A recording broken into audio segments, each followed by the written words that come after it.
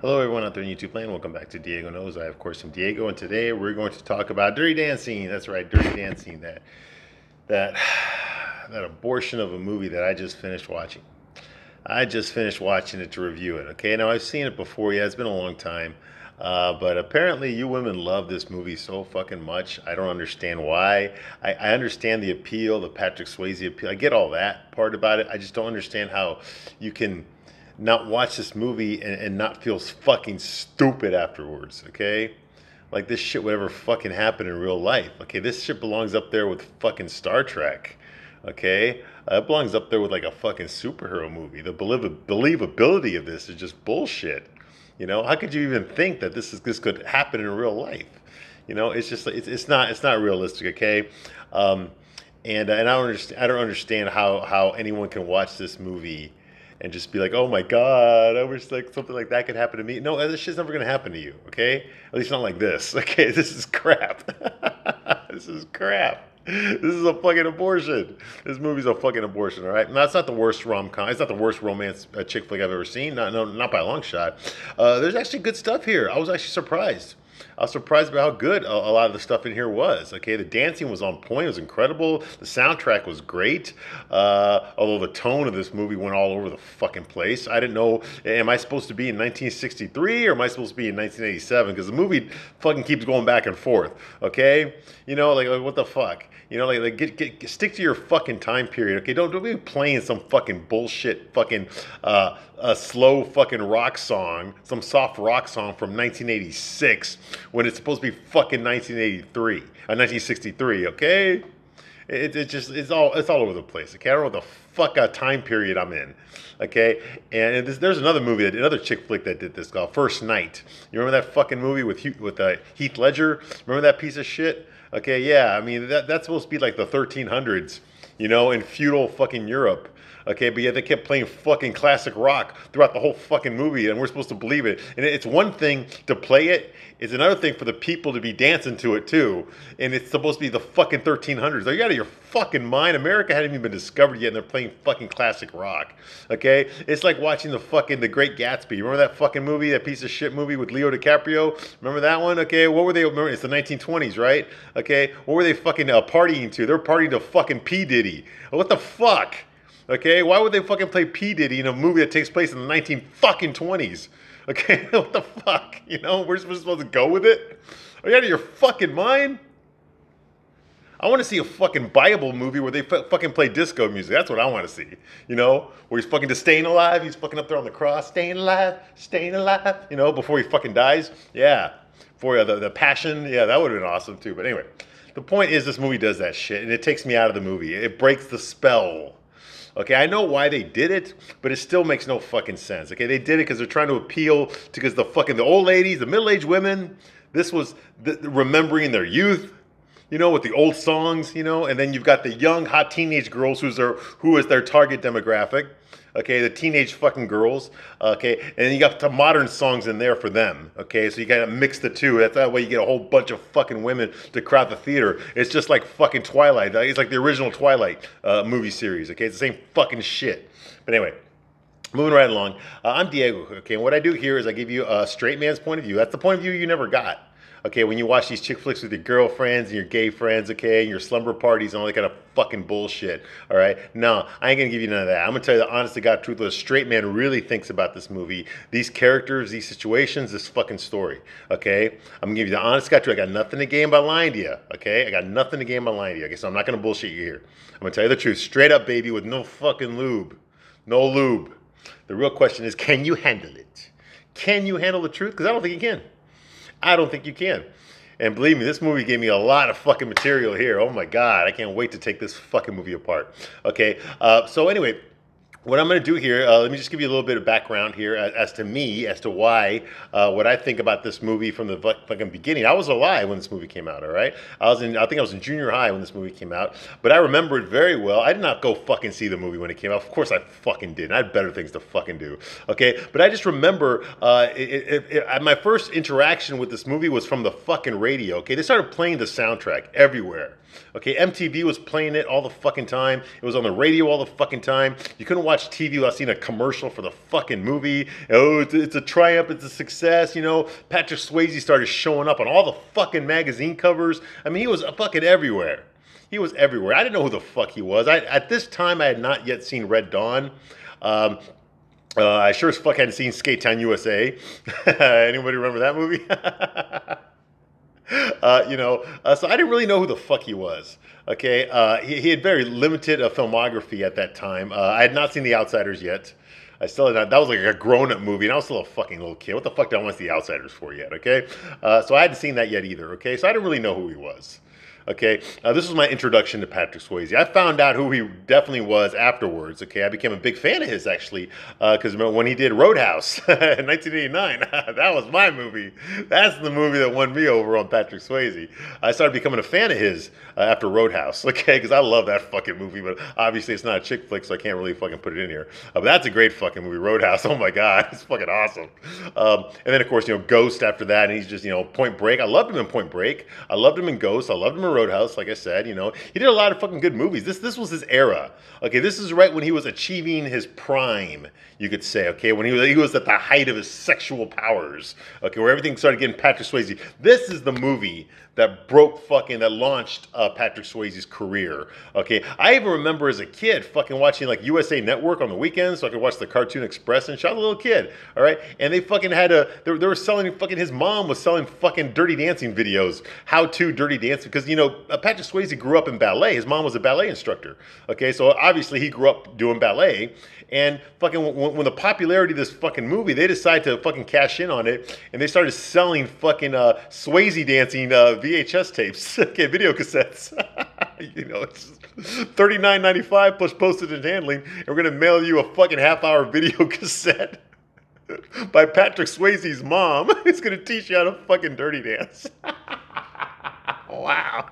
Capitalism at its best. Oh my fucking god, yeah. And of course Patrick Swayze is in the fucking commercial for it. You want to learn how to dance? My mom can help you. With this fucking mullet and shit. Oh well, yeah, the Swayze dog. Yeah, Patrick Swayze. What a guy he was, man. He's a fucking icon, man. I'll never forget him, man. Point Break, dude. Point Break. He was fucking awesome, man, Do what you love. Bells Beach, Australia, and Keanu Reeves. I know I'm on the wrong movie, but I can't help it, man. Patrick Swayze brings out these fucking emotions in me when I was a kid. I remember him very well. And this was the movie that brought him out there, okay? Now, I did not see this movie when it first came out. Like I said, I heard about it. It was on the radio. You kept seeing his face on all the fucking magazine covers. He was always on those tabloid TV shows, like Entertainment Weekly, who's Patrick Swayze out with tonight, that kind of shit, He'd be out there doing speeches, just doing PR tours, all sorts of fucking bullshit, having his star power rise. He started cutting a CD too. Yeah, he started listening. He started fucking making music as well. And one of his songs is in this fucking movie, She's Like the Wind. I feel a breath on my face. Somebody close to me. Yeah, who knew Patrick Swayze could sing? I guess he didn't, because he can't. But that was a top 10 hit. But She's Like the Wind. Oh my god. Hey, I'm sorry, I'm losing track here. Okay, but yeah. So this movie came out. I heard about it from the, like I said, the radio and the magazine covers and all the TV shows, and MTV kept playing all the videos from this fucking movie, And they even had a resurgence of some old '60s songs like "Do You Love Me?" I can really move. Now, do you love me? Out in the groove. That song made a comeback because of this movie. It's not the last time that'll happen. Unchained Melody made a comeback also in 1990 because of Ghost, and that movie came out like in the early 60s. So all these old songs kept coming back, and that was one of them. I remember that real well. Okay. Be My Little Baby and shit like that, obviously because the main character's name's Baby. Yeah, that's her name. Or it's Frances, but everyone calls her Baby, even though she's fucking 17 years old. At least I hope she's 17. If she's younger than that, man, then, fucking Johnny Castle needs to be in fucking prison. But anyway, moving right along.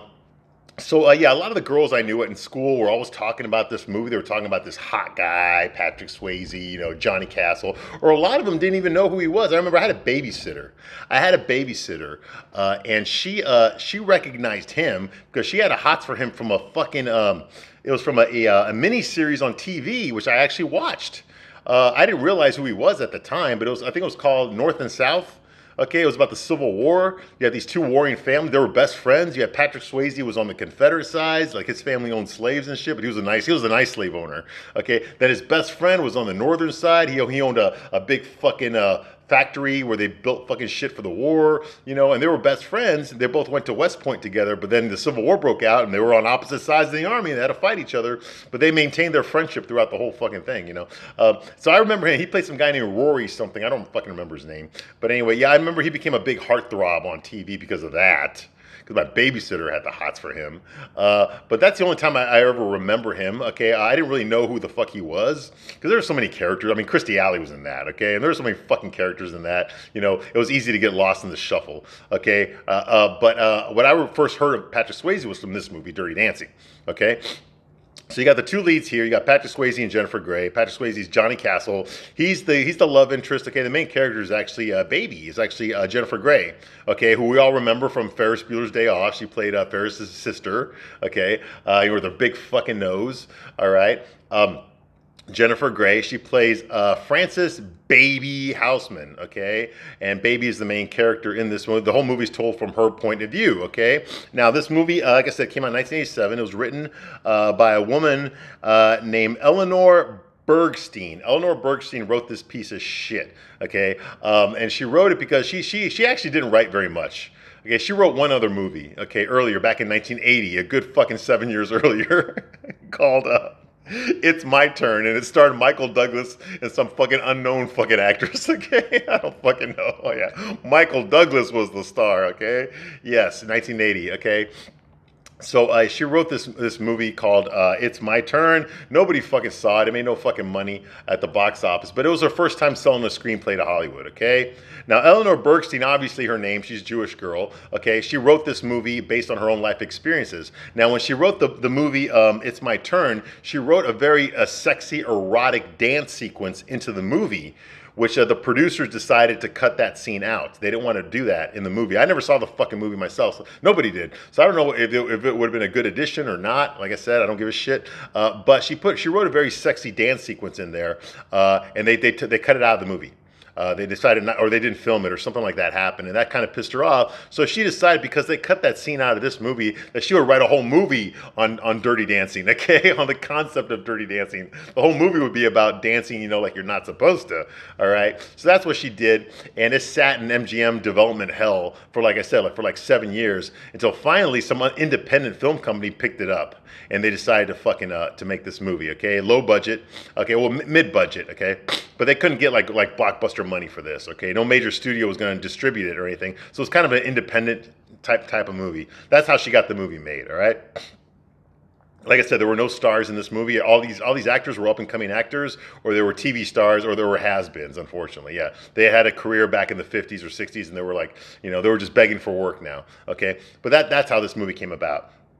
All right, so Jennifer Grey plays Baby Frances Houseman, okay? She's this fucking 17-year-old Jewish girl. Let me just get this part out of the way. This movie is very, very Jewish-American movie, okay? It's a very Jewish-American movie, okay? A lot of Jewish cultures in this movie, okay? Where they go, the movie takes place in the Catskill Mountains, okay? Now, for those of you who don't know, okay, in New York, okay, there's a very rich Jewish community in New York, okay, because they came over here at the turn of the century, okay, and they started a lot of businesses, okay, and one of the industries that they founded, the Jewish people actually founded, was the movie industry, okay, but they also got involved in a lot of other stuff, banking and stuff, their garment making, it's all heavily Jewish influenced, okay, so what a lot of rich Jewish people in New York did, okay, also in Massachusetts, which is right next to New York, and Connecticut, which is right next to New York, okay, what a lot of them did is they had these summer retreats where they would go to in the summer, okay, like a summer hotel, you could say, okay, with their own bungalows, and there'd be live entertainment there and stuff like that, all right?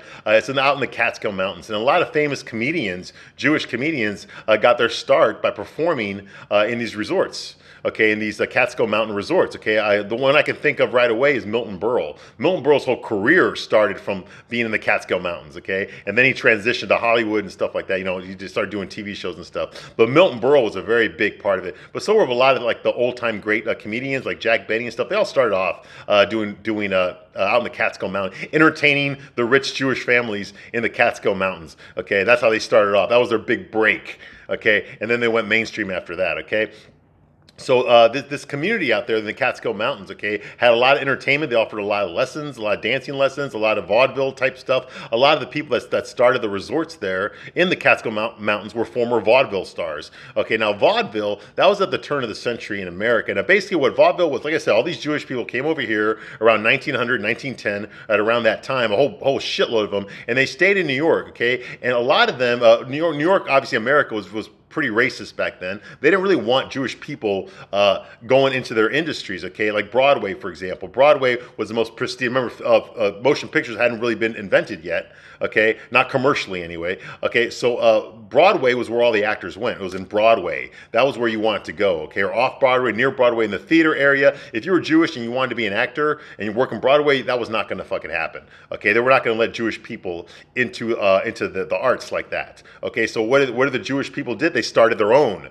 They started their own fucking Broadway, their own theater group, and they called it vaudeville. And vaudeville is where you could do like you know, if you ever see those old fucking you know, those old movies and shit where you have the guy with the top hat, you know, and the cane, and they're doing the whole, you know, where they're flipping the cap, you know, all that shit. That's all fucking vaudeville, okay? That was like W.C. Fields, the Three Stooges, fucking Charlie Chaplin. All these guys were doing vaudeville, okay? That's where they got their Buster Keaton. They all did vaudeville first, okay? From there, they went on to do motion pictures, okay? So that's where vaudeville came from, and it was all Jewish because they couldn't get into the American theater industry. They couldn't get in there, so they created their own theater. Okay, vaudeville. Okay, it's what they did. Okay. So anyway, so this was like at the turn of the century in 1910, 1920, around that time. Okay, vaudeville was very popular. Then around the late 20s, vaudeville started to die off, and by the 1930s, it was dead. Okay, motion pictures had taken over. Okay, the number one entertainment for people. That and radio had taken over the entertainment. TV hadn't come out yet. All right, so a lot of these people that were young when they were doing vaudeville, like in the 1920s and stuff, well, what were they going to do now? You know, so what they did is they started these resorts. They started these in the Catskill Mountains. They bought the property pretty cheap. Okay, there was nothing there, and they bought it, and they set up these hotels, and they set up this entertainment district, and they set up all these musicians and stand-up comedians and all this kind of stuff, you know, to give them a break. Okay, and they used it as a summer towns. So that's what a lot of Jewish people did, is they went over to these resorts in the Catskill Mountains. Okay, during the summer when it was hot, when it was warm. Okay, and that's what they did. They started this new industry here out in the Catskill Mountains, which so it's pretty much all Jewish there. It's all Jewish. Okay, by former vaudevillians, okay? And in this movie, the resort is called the Kellerman Estates, okay? Max Kellerman, yes, Jewish guy, okay? He was a former vaudeville guy, okay? And he's friends with Jake Houseman, who was Baby's dad. He's a doctor, okay?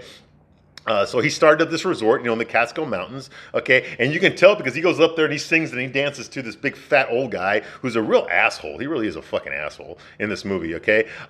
He puts his fucking grandson in charge of it. His grandson's a little fucking short Jewish piece of shit guy. Anyway, so yeah, he does there and he dances too and stuff because he's reminiscing of when he was a young man and he used to perform for a crowd, and now he's just this old fat guy who owns this fucking vaudeville state. He's afraid that people aren't going to come there anymore because they all want to go to Europe now since you know, they all want to go fly, go to different places. They don't want to go to the Catskill Mountains anymore.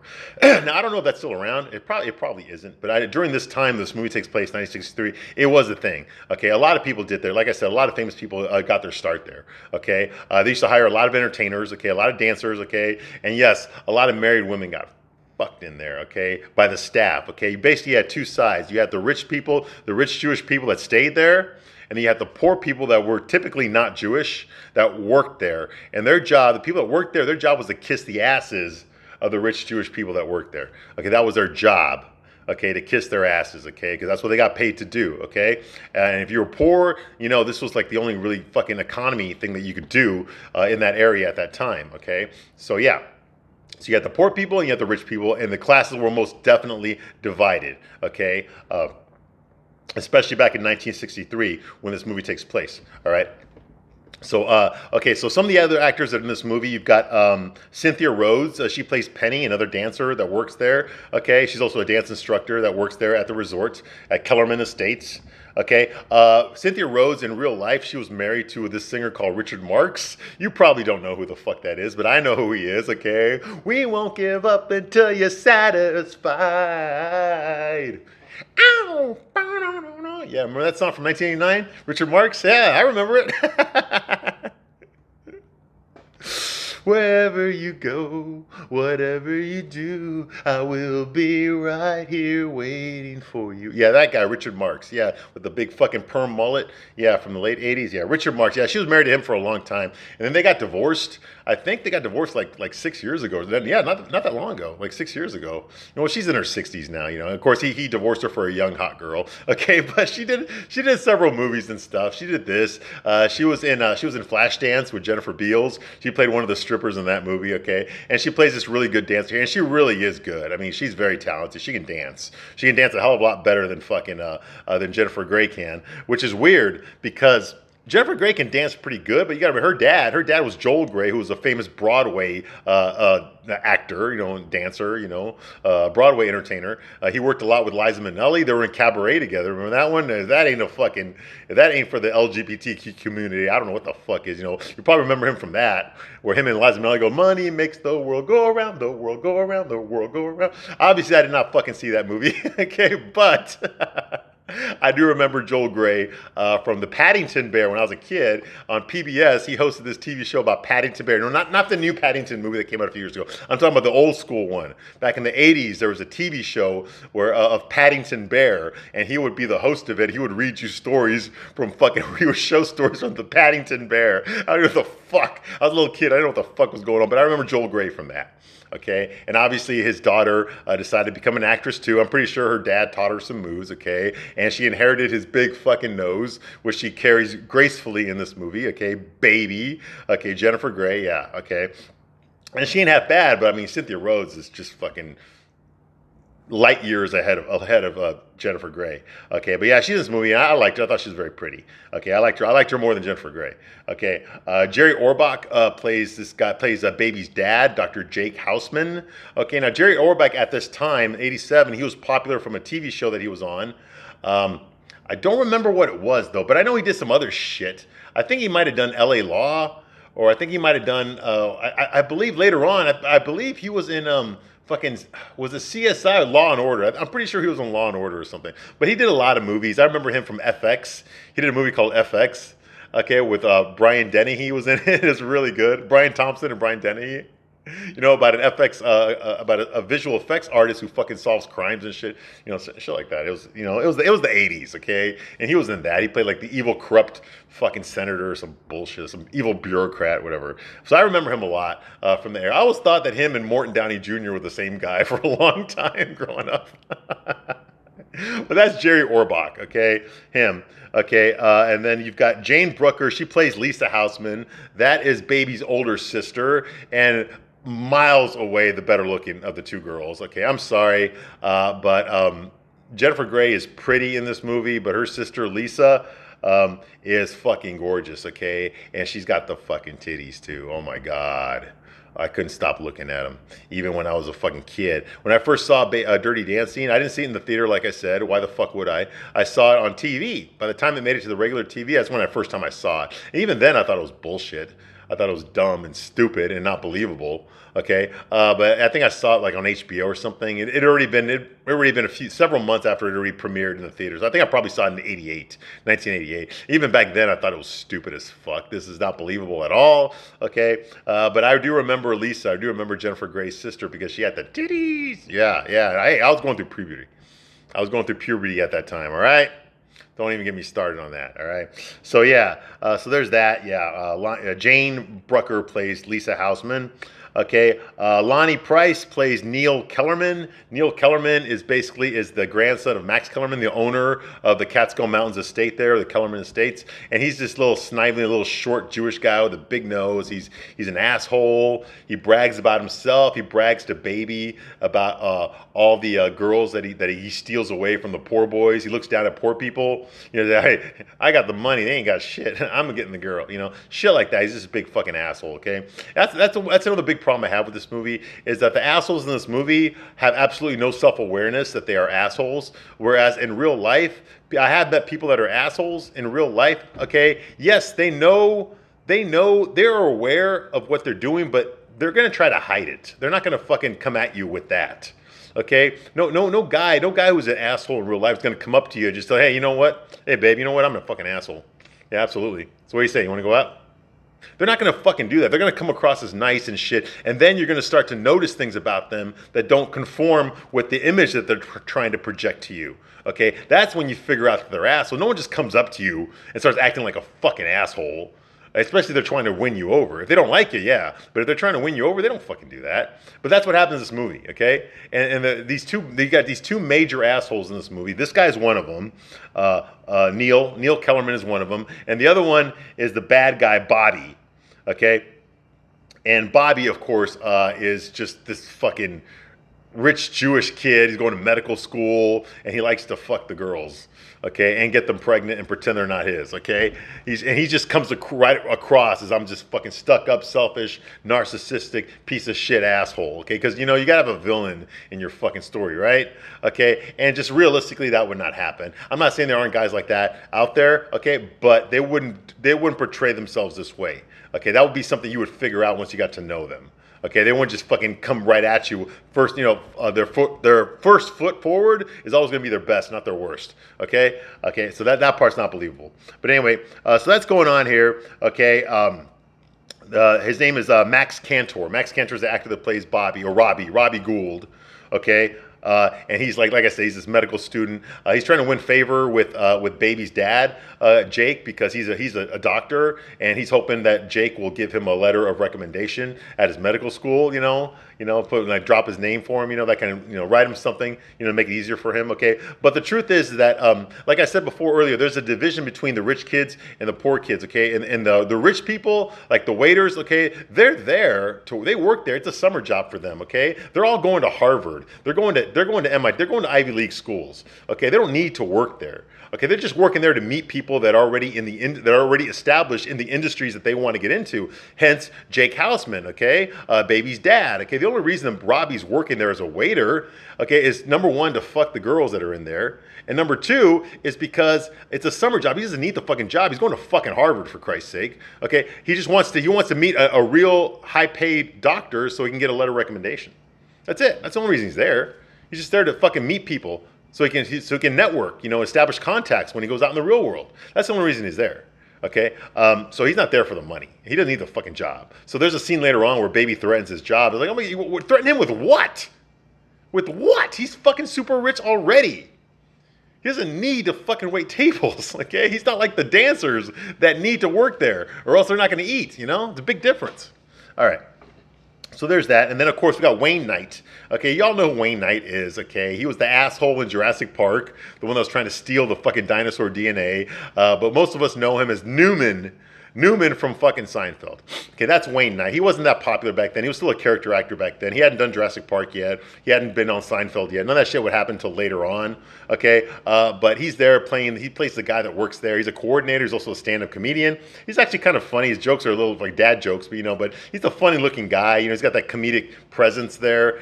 Fat guy with the glasses. He sounds Jewish, but he's actually not Jewish. He's actually Catholic. Go figure. Yeah, I know. But yeah, he's there too. Okay, so you got him.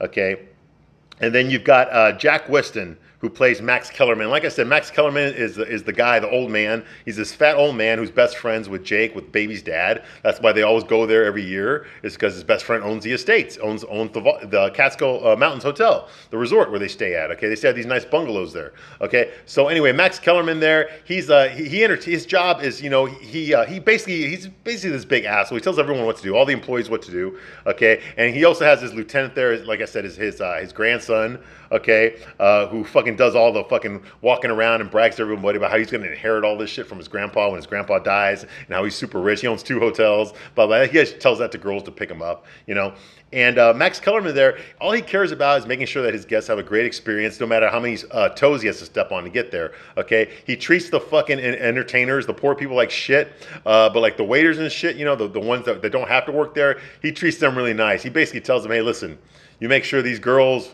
have a great fucking time. Your job is to basically take care of them. Okay? That's coming from me, the owner. Okay? I don't care what they fucking look like. I don't care how old they are. Okay? You make sure that every girl in here is satisfied. Okay? So they know what their job is. It's encouraged. Okay? Meanwhile, the poor guys like Johnny Castle and his friends, they're basically just there to fucking work. Work, you entertain these people, you treat them nice, but don't you dare fucking hang out with them. Okay? You do not socialize with my guests. You know, like that. So he treats them like shit. Okay, he teaches the poor people like shit, but the rich kids that work for him, he treats them like gold. Your job is to go out there and fuck all the girls and have a good time, you know, that kind of thing, all right? That's the kind of person he is, okay? And you can tell that he's a former vaudeville guy because he goes up there on stage and shit, and he fucking dances and shit too, like he's a young man again, you know? So he's obviously from vaudeville. All right, so there's that. Okay, now this movie was written by Eleanor, like I said, Eleanor Bergstein. She wrote it. She based it on that scene she wrote for that movie with Michael Douglas. Okay, called "It's My Turn," which they cut that scene out. It was never in the movie, so she had to make her own movie. It sat in development hell at MGM for 7 years, and then an independent company picked it up and they decided to film the movie. Okay, now Eleanor Bergstein, okay, is Jewish. Obviously, she's Jewish. Okay, she grew up in New York in the Bronx. Her dad was a very wealthy doctor. Okay. Yeah, we see some similarities here. And they used to go up to the Grossinger's Catskill Resort every year in the summer. Her dad and her mom would take her and her older sister. Her older sister's name was Frances, by the way, in real life. And they would take her there to the Catskill Mountains every fucking year. Okay, and guess what? Eleanor was also the Mambo Queen. She took dancing lessons there at the Catskill Mountains. I'm pretty sure she fucked a lot of Johnny Castles. Okay. In real life, and I'm pretty sure she won 17 when she did it, okay? Daddy's girl, yeah. So this was basically her real life story of the first time she came. Basically, the Jewish version of 50 Shades of Grey, okay?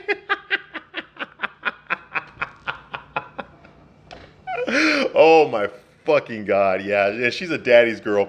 And in real life, her dad was named Joseph, not Jake. But, you know, they had a, you know. Yes, she didn't really write very much after. I think she wrote maybe 3 screenplays, and that was it. She really had no career as far as a writer goes. She started doing some other stuff. I forgot what it was. But as far as, like, writing screenplays, she only wrote, like, 3. And I can't even remember the other one she wrote. Okay. And this movie was directed by a guy named Emil Ardolino, who, yes, was very, very openly gay. Of course. Who else is going to direct a fucking chick flick? A straight guy? Fuck no. And if you remember him, which you probably don't, but he directed Sister Act, okay, with Whoopi Goldberg, where she pretends to be the nun. Yeah, he directed that movie as well. And he also directed 3 Men and a Little Lady. Not 3 Men and a Baby, okay, which came out the next year. Okay, that was directed by Mr. Spock from Star Trek, Leonard Nimoy. No, I'm talking about the sequel that came out 2 years later, 1990. 3 Men and a Little Lady. That was with Ted Danson. What's his name? Yeah, Ted Danson. What's his name? Steve Guttenberg and Tom Selleck. Oh my fucking God! Yeah, he directed the sequel, not the original. That's pretty much it for him. Okay, that was his claim to fame. He didn't really direct anything else. Wow. Yeah, so this movie was basically Eleanor wrote this movie based on her own experiences going to the Catskill Mountains, being a rich Jewish girl with her rich Jewish family, her rich Jewish doctor. She was a daddy's girl, and she used to go to the Catskill Mountains. Her parents would take her there every fucking year during the summer, okay? And with all these entertainers that were there, these dance lessons, she became a mambo queen, and she fucked a lot of guys, okay? So yeah, this is basically her story, okay? Think Candace Bushel from fucking Sex and the City did the same fucking shit. Candace Bushel went out there fucking all these different guys in New York and decided to fucking write a book about it, which they turned into a fucking TV show on HBO. Yeah, that's basically what happened. Well, that's what happens here too. Okay, you're basically looking at fucking her teenage romance. Okay, from her own point of view. I'd like to see Johnny Castle's point of view. All right, because a lot of this shit's kind of you know, like you know, you're really on the edge here. Okay, I mean, baby, she's supposed to be 17 in this movie. Any younger than that would have been illegal. But she's played by a 26-year-old Jennifer Grey. All right. And Johnny Castle, it's implied that he's 25 in this movie, but Patrick Swayze is clearly 34, 35 years old when he did this movie. Okay. And it's obvious. Okay. All right. So I'm going to stop right here. And in the next video, I will actually start going into the movie itself. I just want to give you a little background about the movie. And we're going to take it apart. I'm going to fucking destroy this movie for you. Okay. So I thank you for watching this long. And I'll see you soon on the next one. Bye.